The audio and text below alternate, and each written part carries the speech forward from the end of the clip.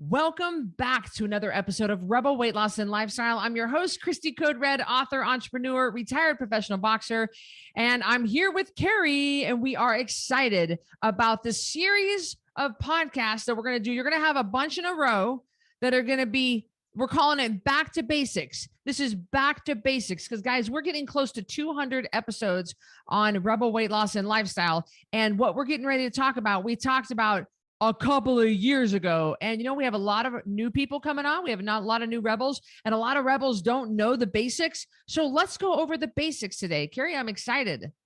I am too, because it's funny. A lot of times people will come to me and be like, what about, do you have information on? And I will say that Cristy has put out a plethora of information on YouTube.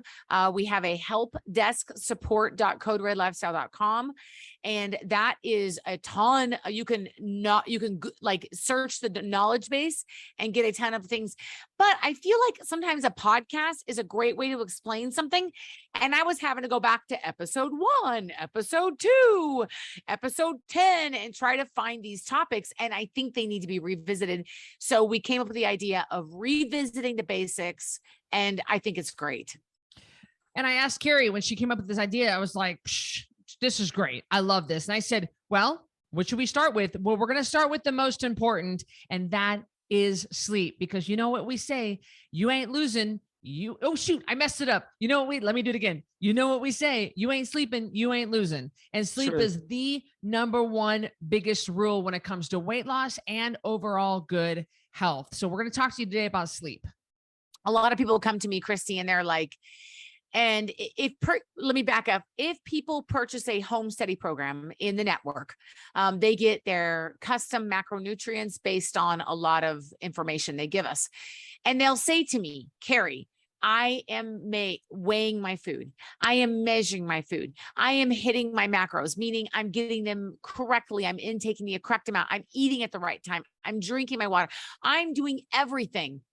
Why am I not losing weight? And then they say to me, well, I only sleep 3 hours a night because I work 8 jobs. Like, what are you doing?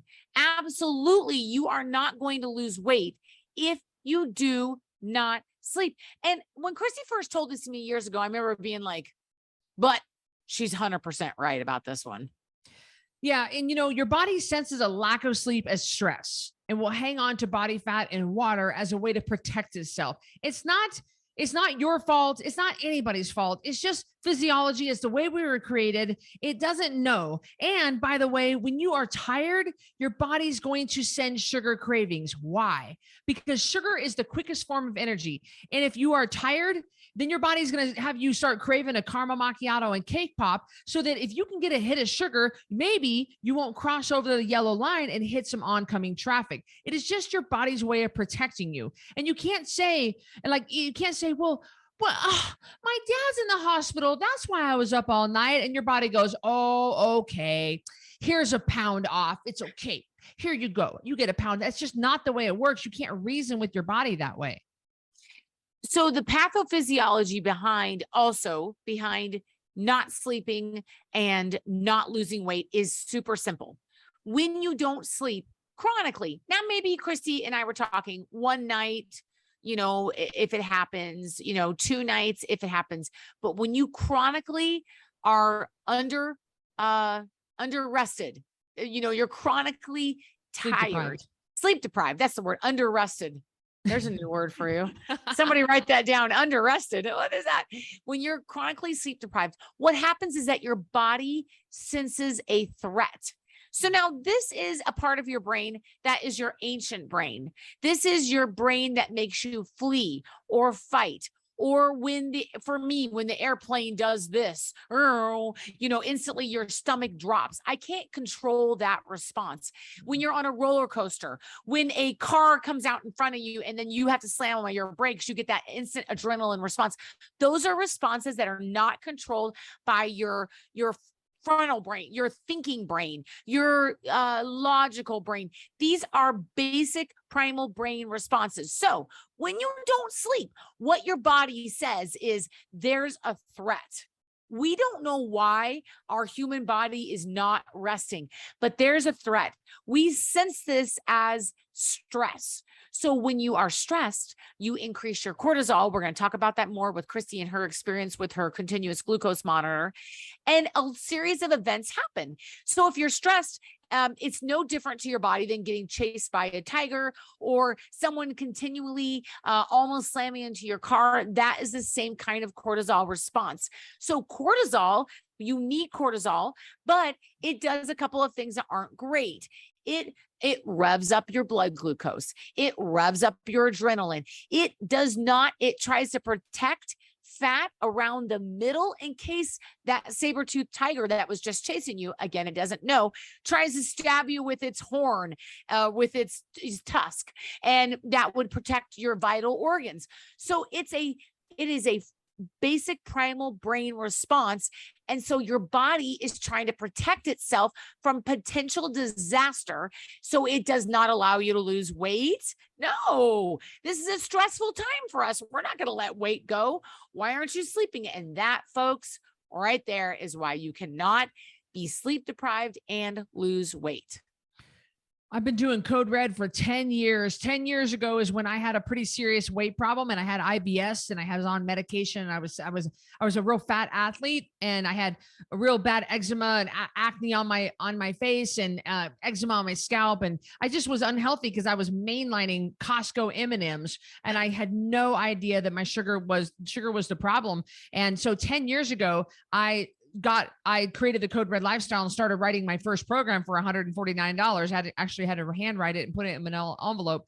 But you guys know of it the way it is now. And I've had hundreds of thousands of clients come through the program, and every single person tries to argue their way out of this rule. Everybody thinks they can skirt around and do the workaround on this rule. They think they can take a nap during the day because their sleep at night is crappy quality. They think that they can go to sleep with the TV on, or they always think they can skirt the rules. And this, if you don't get this, nothing is gonna happen. Nothing will come into line.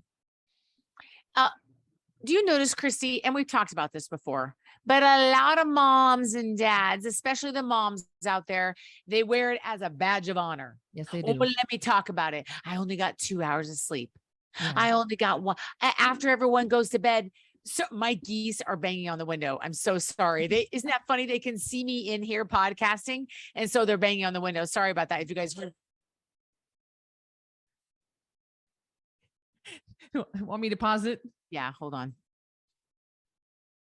Now, Cristy, you notice this, but a lot of moms wear not sleeping as a badge of honor. Every time. They get some kind of mom points for being exhausted. They get some kind of mom points for being like, need my coffee. They get some kind of good mom check marks or gold stars if they are absolutely worn out, running on fumes. And I'm here to tell you, it is not a badge of honor. You don't get any mom points for being worn out. You cannot give from an empty cup. And I see moms do this all the time as if somehow it's a status. Now, I get it if your kids are sick and you have to be up all night with a baby. Like, I get that. But this chronically, your kids go to bed and you stay up for 3 or 4 hours and you wear yourself out doing stuff that could be done the next day and staying up, and I've done it as well. It is not a badge of honor. You are not able to be your best self, let alone take your life back and lose weight if you don't sleep. And Cristy, some of the worst people we have dealt with, not the worst, but the most challenging people we've dealt with, and you know who I'm going to say. Are you ready? The 60-pound overweight CrossFit mom that also works full-time. So she works full-time. Okay, that's stressful. She has a bunch of kids at home. That's stressful. She doesn't sleep. That's extremely stressful. And she goes and does hour-long workouts 6 days a week and is proud of it. You're never going to lose weight, ma'am. Ma'am, yes. Listen to me. You are never going to lose weight because your body is in a constant state of survival mode. Yeah, she sacrificed sleep for CrossFit, and she's like this martyr, like she's wearing it this badge of honor. And I'm like, sleep always trumps working out. Sleep trumps everything. Sleep is always, and and you're not going to be able to grow your muscles. You're not going to be able to lose body fat. Nothing will work. So all that, and you're just putting more stress on a very already stressed out body. And people argue with us all the time, especially this day and age, with people who are like, well, I can't. No, you can, and you must. You've got to change your lifestyle you got to change what's going on in your life, in your house, and whatever you've got going on. Because Cari, you just mentioned this on the last podcast. We talked about how people are so busy. They've got these kids and they let them do band, they let them do soccer, they let them do church, they let them do all these activities. And you've got the moms and the dads driving them everywhere. And they're gone early morning to late night at all these different practices and events. And the parents they won't say no to anything. And so you got the mom falling in bed at 11:30 at night and getting back up at 5. Here's the truth bomb that nobody wants to talk about, but you are not building better kids by letting them do every single event. You really are not. I'm here to tell you that I successfully raised, not that I'm that great of a person, a microbiologist for a daughter and a successful child who owns several homes and is a real estate agent. They did one or two things. That's it during the school year. And a lot of moms are not going to like that I have to say this, but you're not helping them out you are doing them a detriment and you a detriment. Anne Marie is in 2 things. She is in jujitsu and she is in marching band. And that takes up almost every evening of the week. So you're not helping them if you have them in piano lessons and dance lessons and the missionettes, they used to call them at church, and Bible study and the choir and jazz band. Soccer. And they're taking college prep classes and they're doing 2 sports. It's not going to help your kids. Plus, it's not going to help you. So a lot of you say to me, Cari, you don't understand. You can't I don't want to hear it. It is time to make some choices where you put yourself up towards the front of the line. Ma'am, get out of line and come up here towards the front so you can be the best mom, so you can be the best dad, so you can be a better employee, so you can be a better pet parent, so you can be a better spouse. You have to start moving yourself up to the front of the line. And Cristy and I have some tips and tricks for you. Well, I'd like to thank you for throwing in pet parent. She did that for me. Yes, I did that for you because it is real. You have to be a good pet parent. And in order to do all those things, you have to move yourself up towards the front of the line. And sleeping is one of the best ways you can do it. You can't do it. Sorry, CrossFit mom. There's no martyr badge of honor here. You're not working towards your badge of honor that says martyr. That's my least favorite client to work with. It is, even though I'm an athlete, it is my least favorite, ladies, the fat athletes, when they come through. The only reason why most of them listen to me is because I used to be a fat athlete and I can show them pictures of how I was the fittest and the fattest. I can't stand, they just are so hard-headed and I'm like, fine. And Cari, I've been to CrossFit gyms, I'm going to sidebar, all over the world. And almost every single person in each of the gyms I've been in has been either overweight or obese, and they just don't get it. It's so frustrating. That's my least favorite, but you're right. Let's move on to tips. Because there's a lot you can do before going right for the Ambien. And let me start us right off with cooling down your room. You need to sleep right around 60 degrees. That's pretty cold for a lot of people. Not my fault. You need to sleep right around 66 degrees. My fault. I was like, that's pretty cold for most people. Sorry. Oh, you're going to need that weighted blanket. I like to talk about sleep category in the 5 senses, Cristy. Really, remember what you see, what you smell, what you hear, and see, smell, hear, taste, and feel, right? Yeah. The 5 senses. So what Cristy's talking about is what you feel. Yes, your room needs to be cold. Mm-hmm. Yes, your bed needs to be fresh sheets that are changed. If you can't remember the last time you changed your sheets, it's time to change sheets. Okay. And I get it. We all have things going on. So as far as what you feel, if you are sleeping in a hot room, you're not going to sleep well. This is scientific, guys. nationalsleepfoundation.org. Go there and check it out. Cristy's not making this up. So I like that. Your room needs to be cool. And as far as feel, your bed needs to be made. and organized. And take some money and buy yourself some decent sheets, guys. If you're still sleeping on Kmart sheets, by the way, Kmart's been out of business for a while, and they say percale, Percale, anywhere on them. Please go buy yourself some new sheets. Go to the Goodwill. People get rid of good sheets all the time at the Goodwill. I'm just saying. You can find decent sheets that are secondhand. You don't have to. Costco, Amazon has great sheets. You spend so much of your life in your bed. Why are you wearing nice, $150 sweater, but you're sleeping on $4.99 sheets? Yeah. How about a room being blacked out dark? You can't be sleeping in a bright room. It messes up your melatonin production and your circadian rhythm. I have blackout blinds in my bedroom, and those suckers, they go down at I black my room out starting at 6 p.m. 2 hours before I fall asleep. My room is black. My blue light blockers are on. Right. So that would be, so we went with what you feel, what you're feeling. We're talking about what you see. So you need blacked out blinds. You absolutely cannot sleep in a light room. I don't know how y'all do it. I don't know. I used to train new nurses when we worked the night shift, and I would say, let me give you a little hint here. Blackout blinds and a box fan, and we'll get to that later. But so you need to be able to feel comfortable, clean jammies, clean sheets, a made bed. What if you have had pillows since the 60s? It is time for new pillows. If your mattress is crappy, think about investing in a new mattress. You can get mattresses on payment plans that let you pay them off. I've certainly had to do that, or at least a gel foam topper for your bed, something. And then Cristy's talking about what you see, right? What you feel, what you see. I love the blackout curtains. Cristy, if you're having, I love when Cristy goes, if you have to clear off 3 cats and all your laundry off your bed to get in at night, oh, dear Lord. Yeah. Dear Lord, you are not going to have a restful sleep. There's something to be said about organization and cleanliness. It calms the mind.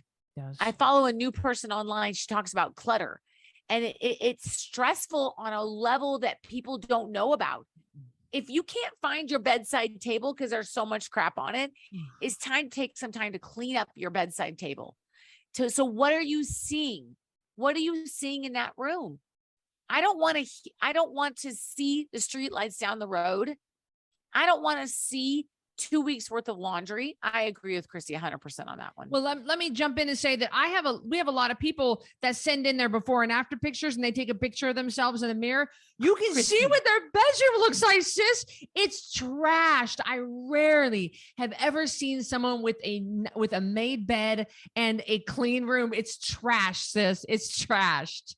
It's terrible. Before you call up your doctor and you be like, I'm doing this code red thing and I can't sleep, give me an Ambien. Right. Oh, why don't you try some of these things first?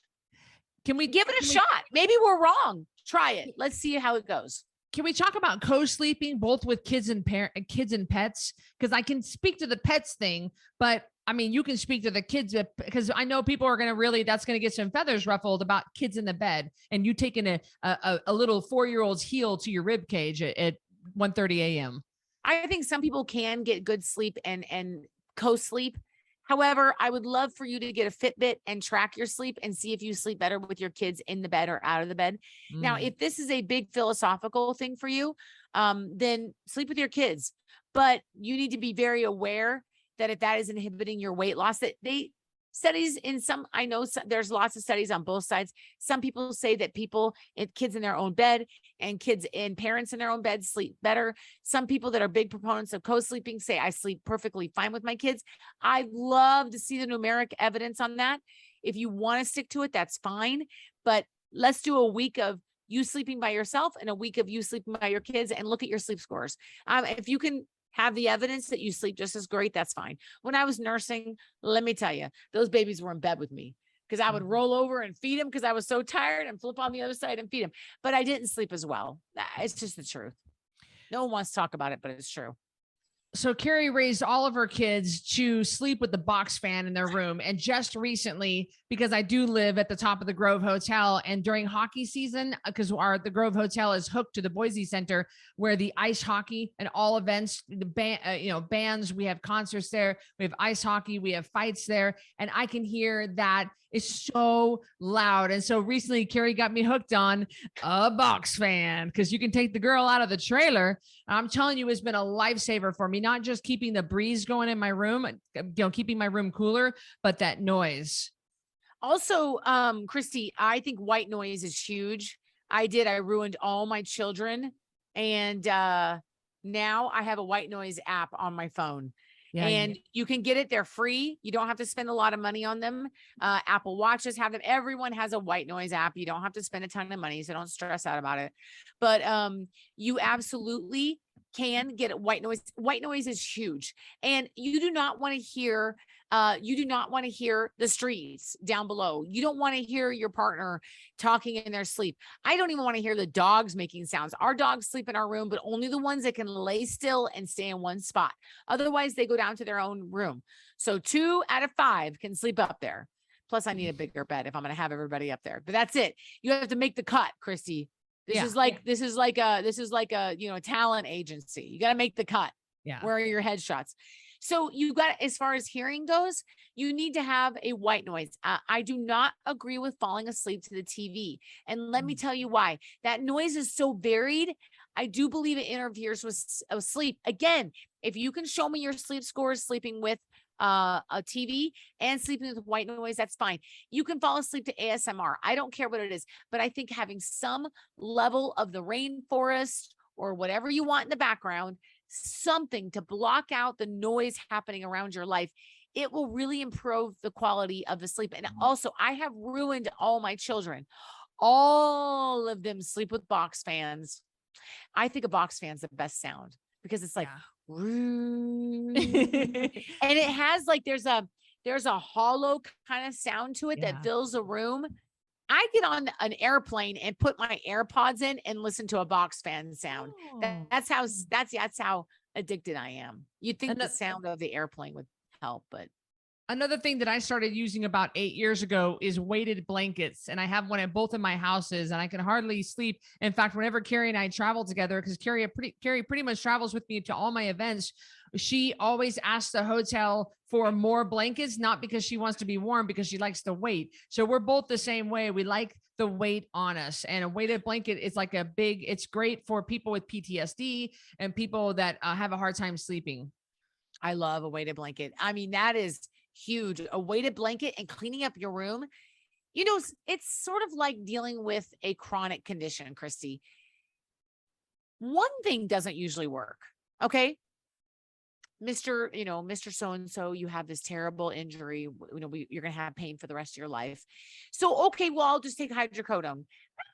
That's great. But it may be the hydrocodone and the massage and the TENS unit. It may be that the stretching you do every day. It may be the progressive muscle relaxation that you're doing. It could be the CBD oil. So it's usually not one thing for sleep. It's usually not just, well, Cristy Code Red said clean my room and that's not working, so screw her. But try cleaning your room. Try getting blackout curtains. Try getting the kids and the pets out of your bed. Try all those things. Try 3 or 4 things. It's usually not just one thing, but it's a combination of things. Cristy's absolutely right. Weighted blanket, blackout curtains, cleaning up your room. I love lavender, Cristy. They make lavender, every oil company out there, and there are lots of them. There's 2 major ones, and we'll get people below arguing about which one's better. But they have a lavender roll that you can put lavender lotion. You can do lavender essential oils, the spray on your pillow at night. It may not just be the lavender essential oils, but it may be that plus the weighted blanket. And all of a sudden you're sleeping like a baby. There are lots of non-chemical, medical interventions that you can do to sleep better. And those are great ideas. What else, Cristy? Stop drinking your water early in the day so you're not up all night peeing. Were you going to say that one? Yeah, I just I'm trying to jump in. We call this nailing the basics, but a couple of honorable mentions. Yeah, you want to have that water done by 5, assuming you go to bed right around 9, so that you're not up all night peeing. And you just want to.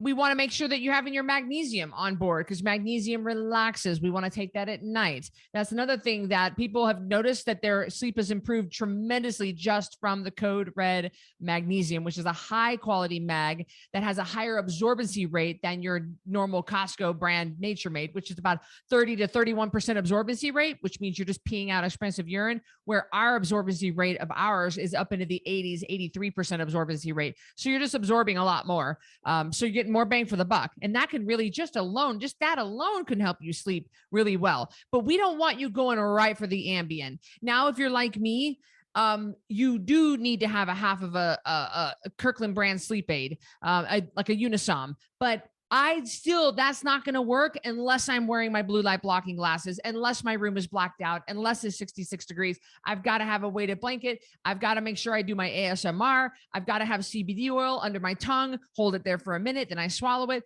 I've got to take my mag. I have to have all that in order for my sleeping pill to work. You're absolutely right. And I think it's going to be different modalities, a combination of different modalities at work. And a lot of people just want to take an Ambien and go to bed, but they're still wearing their bra. Right. They ain't washed their face. Nope. Cristy, I think you're one of the best people to speak about bedroom boundaries and having a nighttime routine to get your brain relaxed. I love what you do.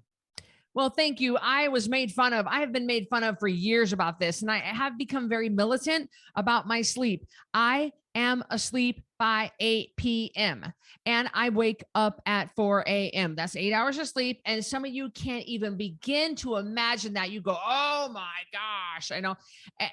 Just like when I say drink a gallon of water a day, you can't even believe that. And then now you're doing it. So it's not that crazy of an idea. And I get it that my life might be different than yours, but I am very militant. So I begin my bedroom routine at 6 p.m. My bedroom routine lasts 2 hours. Now, it does include getting in the shower at night. I shave my legs. I always wash my makeup off. I put my skincare on. I do my jammies. I pick up around my bedroom, whatever I've got to do. I take my mag. I take my vitamin D. I take my super sleeper bundle, my CBD oil, whatever I'm taking. I like to rotate through my sleep aids. I wear my blue light blocking glasses 2 hours before bed. And by the way, guys, this happens when I travel as well. I do the same routine when I travel, and I plan my trips to leave myself enough time to sleep. I don't push up against that boundary. I just won't. I refuse to. I book my own plane tickets. I'll choose a different flight time. And it rarely happens where I am caught with no options. Usually, yeah, I have options and I plan for it. If I can't get in time to get enough sleep before my event, I get in the night before. And I pay for an extra hotel room so that I can get enough sleep before my event. I value sleep so much that I am willing to go the extra mile, like going in the night before so I could get a good night's sleep that night before. I don't just run ragged, like fly all night, then get up and have to go that next morning. I'm not going to do it. I'm not going to do that to myself, because should I jump in and tell the CGM part? That would be great. And I was thinking about Pa Otto, Cristy. Remember our grandpa's name was Otto. Oh gosh, his wife's name is Otto. Our great grandpa, was named Otto McGeehee, and his wife's name was Ida. And he would say when he was ready for bed, well, Ida, let's go to bed so these people can leave. Cristy definitely takes after Pa Otto when it's time for her to go to bed. But I respect that about her, that she has great bedroom boundaries. And you know what? And I don't, she absolutely stays healthy because she's able to respect that it's time to sleep. I'll sleep when I'm dead baloney. Well, you'll be dead a lot sooner if you don't get some sleep. Go ahead. I'd love to hear about your CGM. I do. It's a non-negotiable for me. I'm not going to go out on late dates at night. I'm not going to go out. Mom and I went to the fair here recently. We didn't stay out late. I was still in bed on time. I just plan my life around and make sure that I get my sleep, because I'm telling you, I am no good if I get into the 70s on my sleep score. I always want to get into the 85 to 92. And yes, I have worn a CGM. It stands for continuous glucose monitor. I've worn one. No, I am not a diabetic. No, I do not have blood sugar issues. I was doing it as an experiment just to see what different foods and how lifestyle affected my blood glucose. And let me tell you, the biggest shocker, and this has happened, I think I've done this experiment 3 times, 3 separate times.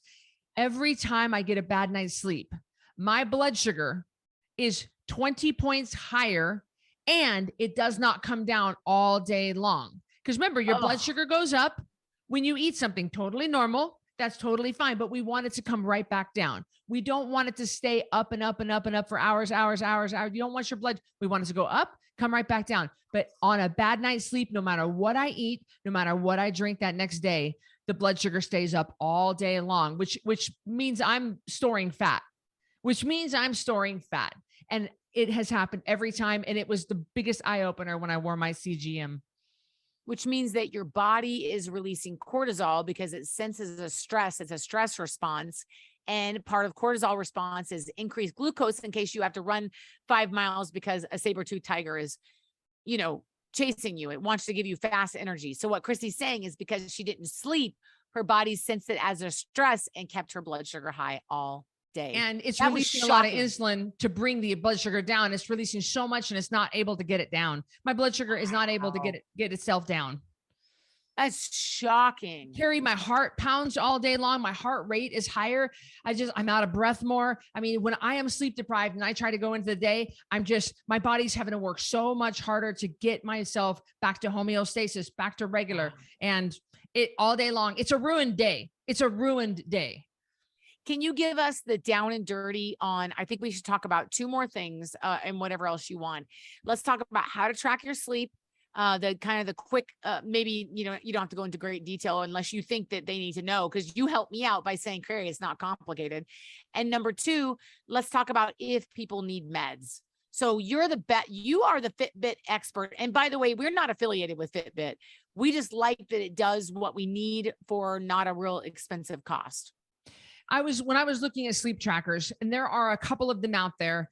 There are different companies that make different ones. I didn't want a fancy sleep tracker. I just wanted one to do 2 things. I wanted it to track my sleep and vibrate me awake, because there's nothing I hate worse than being startled. And when it goes, even if it goes beep, beep, beep, beep, beep, beep, beep, beep, beep, like an angel or something, I don't like the sound. I don't like being woken up to a sound. I respond really well to a vibration on my wrist. Bzz, bzz, bzz. So I found the Fitbit Charge, and it gives me those 2 things I'm looking for. And it does other things. I don't care. I just don't I don't do the other things. So I like that it's not overly complicated. And they're about $100 off Amazon. And, I can get that link and I can link it up below for you guys, so you can go check that out if you want.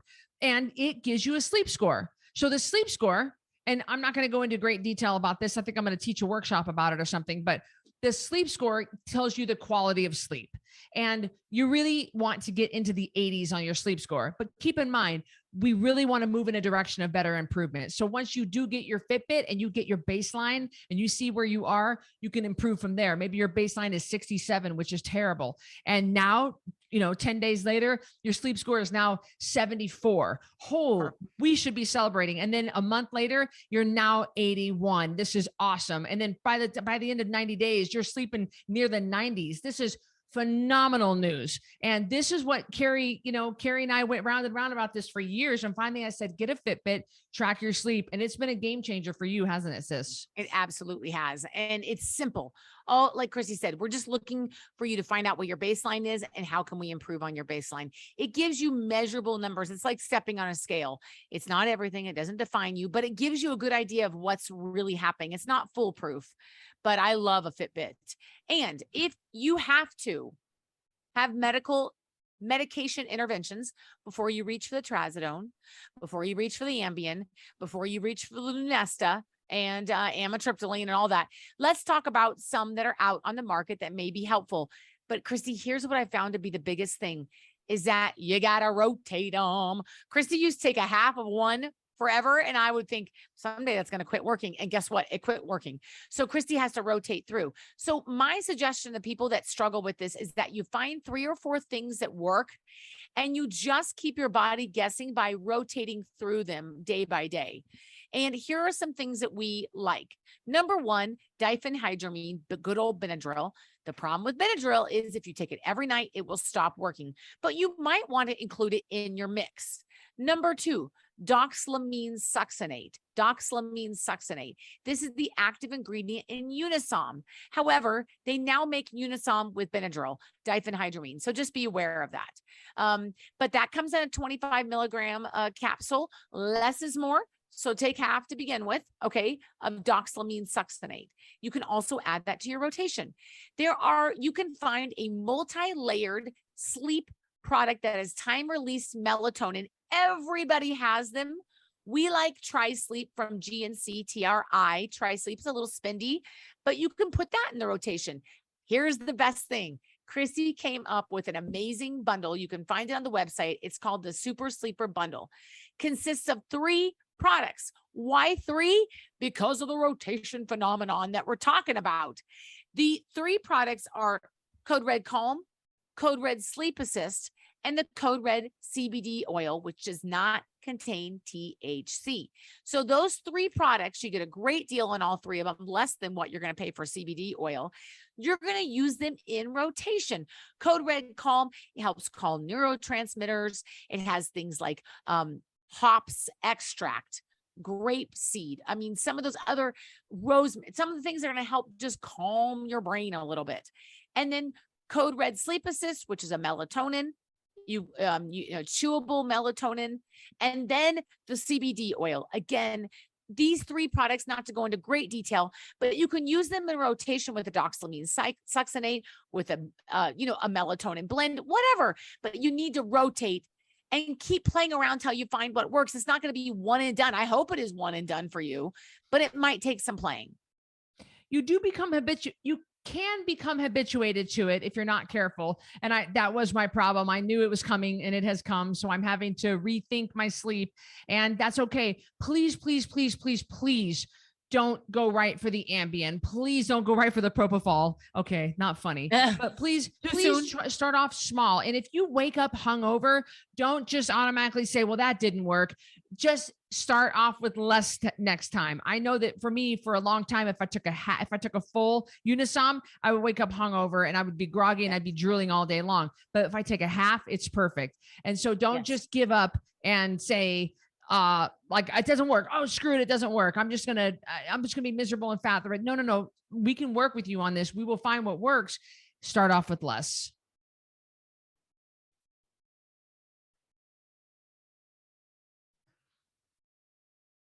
Cristy, one thing that works for me, and I'll just kind of show you what the rotation looks like, just so you can get an idea. And again, this is just me.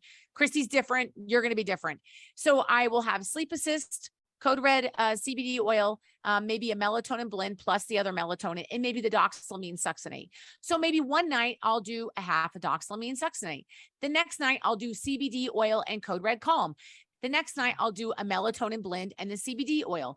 And the next night I may do a quarter of a Doxylamine Succinate and the CBD oil. Maybe some Code Red Calm. You have to keep it rotating for it to work. That's just, it looks different for everybody, but that's just kind of how it works. We found that's worked.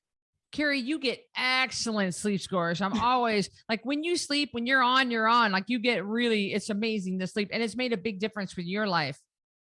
But there was a time, Cristy, when I was travel nursing, I used hemostats to close together the curtains so none of the lights would come in because I was working nights. And Cristy, I was taking 75 to 100 milligrams of Benadryl. That's 3 or 4 of the tablets. They come in 25 milligram tablets. That's way too much. Do you know why? Because I was a nurse. I should have known. My body was way too used to Benadryl. If I just stopped taking it and started with something else, now a half of Benadryl is very effective if I need it. So it's really important to realize sometimes adding more doesn't always work. You need to rotate. And that's after you've done everything you can see, smell, hear, feel, and taste, meaning don't eat before bed. And those are the things that you can try first in conjunction with some of the pharmaceuticals that we have available to you. You have to nail your basics. I know that the name of the podcast series is called Back to Basics, but you've got to nail these basics of sleep in order for the rest to fall in line. Don't just go right for Ambien, and don't just give up and say, you know what, I just can't sleep. That's just my fate. I just am not a good sleeper. We've had so many people come through that have said the same thing. And yet, guess what? We got them sleeping. It can work for you, and it has to work for you. Shorten your sleep, shorten your life. And we're not kidding when we say this. So you spend a third of your life sleeping. And if you just walk around sleep deprived all the time, you're going to get sick.